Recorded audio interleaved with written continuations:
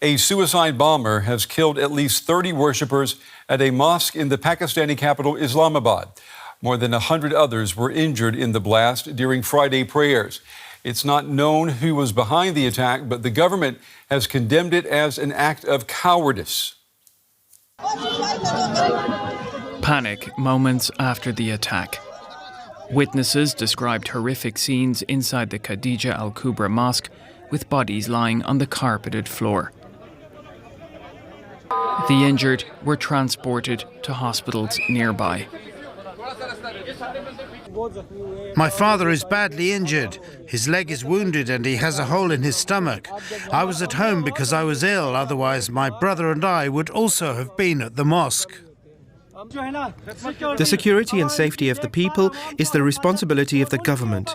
Their focus should be on the security of the people, but unfortunately they're failing in this. The police say the blast was a suicide attack. Gunfire was also reported.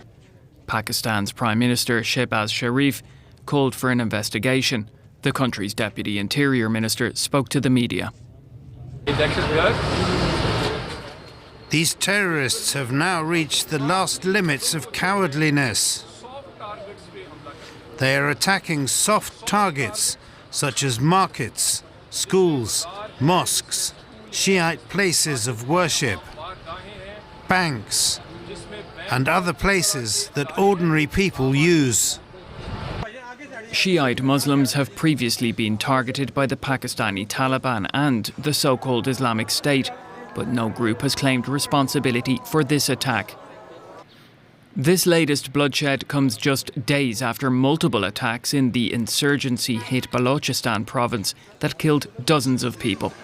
And now Friday's bloodshed in Islamabad, all part of a rise in militant violence in Pakistan in recent years.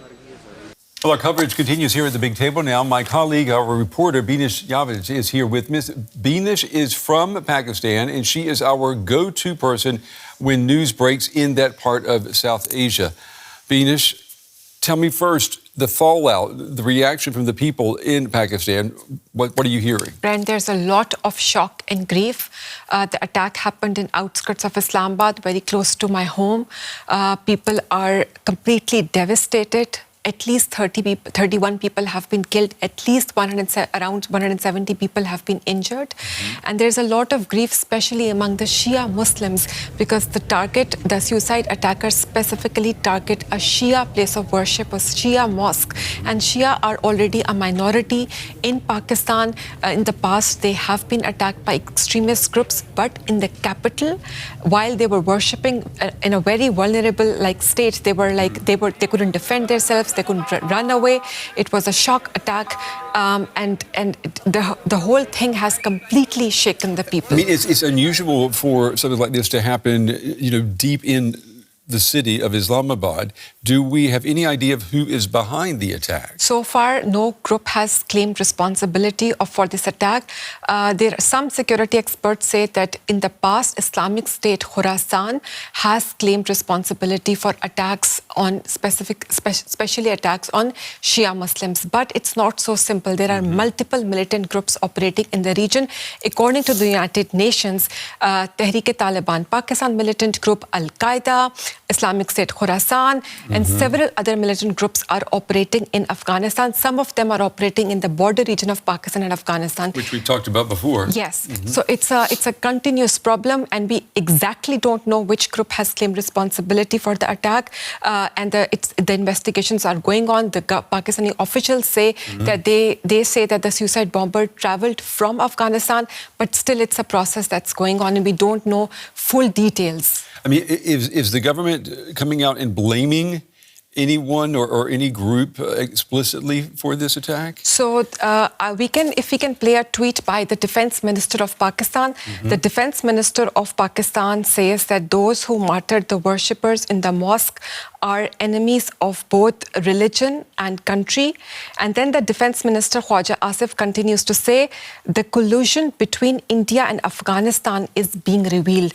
Now the thing is this, that Pakistani officials say that the militant groups in Pakistan Pakistan are being supported by arch enemy India and Western neighbor Afghanistan. Both these countries vehemently deny these accusations. But this is the official position of the Pakistani government that these countries are supporting the militant groups in Pakistan. I mean, obviously, we're talking about a lot of potential parties that could be responsible. Explain to us then the scale of the surge of terrorism in Pakistan.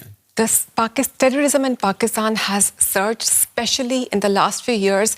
Especially, Pakistani government says that since Afghan Taliban took control of Afghanistan in 2021, that is the time when, from that point on, militancy has surged in Pakistan. We can quickly explain this with the help of this map.